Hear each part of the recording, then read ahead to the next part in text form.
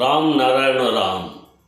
জীবনে প্রতিটি ব্যক্তিকে অবশ্যই ধ্যানের সাথে সংযোগ স্থাপন করতে হবে, যাতে কল্যাণ পেতে পারেন।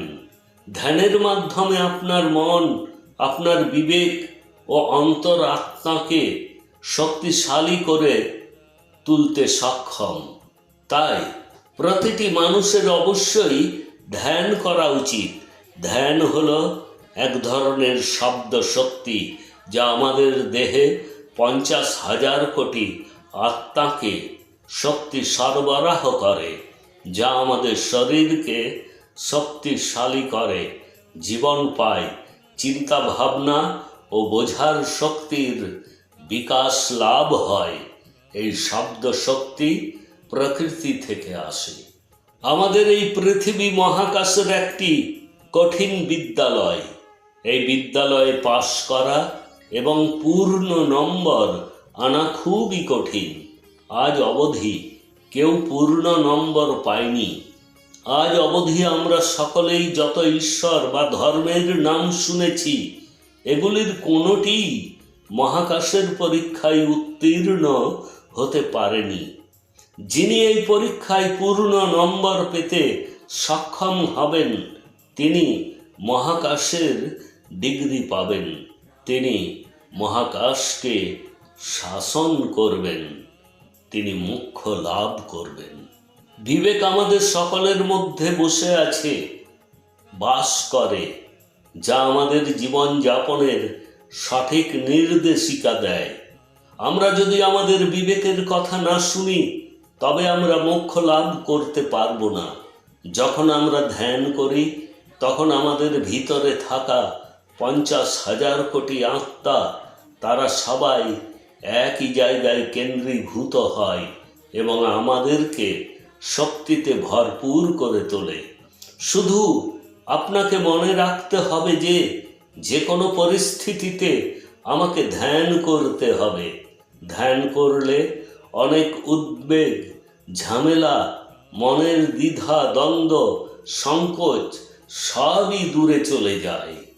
আপনি যখন ধ্যান করবেন, তখন যে কোনো ভঙ্গিতে বসে কেবল শান্তিতে রামনারায়ণ রাম নামটি জপ ও ধ্যান করতে থাকবেন।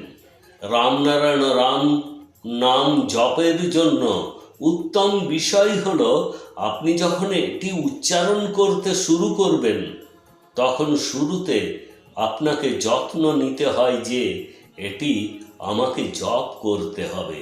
কিন্তু কিছু সময় পরে এটি আপনার শ্বাসের সাথে সংযুক্ত হয়ে যায়।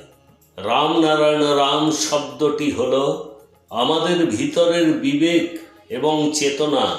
রামনারায়ণ রাম শব্দটি সবার জন্য, প্রত্যেকের জন্য, সমস্ত ক্ষমতার জন্য।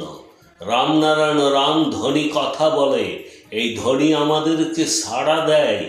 রামনারায়ণ রাম এমন একটি শব্দ যা আমাদের ডাক শোনে, বুঝতে পারে এবং আমাদের কাছে আসে। এটি আমাদের সমস্ত কাজ সম্পূর্ণ করে। আমরা মানুষ যারা চিন্তন করি, সংকল্প গ্রহণ করি, সিদ্ধান্ত গ্রহণ করি, কিন্তু রামনারায়ণ রাম আমাদেরকে দিয়ে সমস্ত কাজ করিয়ে নেয়। আমরা যাই কর্ম করি না কেন, বা আমরা যা কিছু চিন্তন করি না কেন, এই সমস্ত কিছুর মূল ভিত্তি হলো রামনারায়ণ রাম। এটি সর্বত্র রয়েছে, প্রতিটি কণাই অন্তর্ভুক্ত। এই রামনারায়ণ রাম ছাড়া পৃথিবীতে আর কিছুই নেই। এখানে কেবল একটি ধর্ম থাকা উচিত, যা হলো জীবধর্ম। পৃথিবীতে যত ধর্ম রয়েছে তা মানুষের দ্বারা তৈরি ধর্ম, যা সত্য নয়। আমাদের প্রকৃতির নিয়ম গ্রহণ করা উচিত এবং মেনে চলা উচিত। এটাই সব কিছু, এটাই আসল।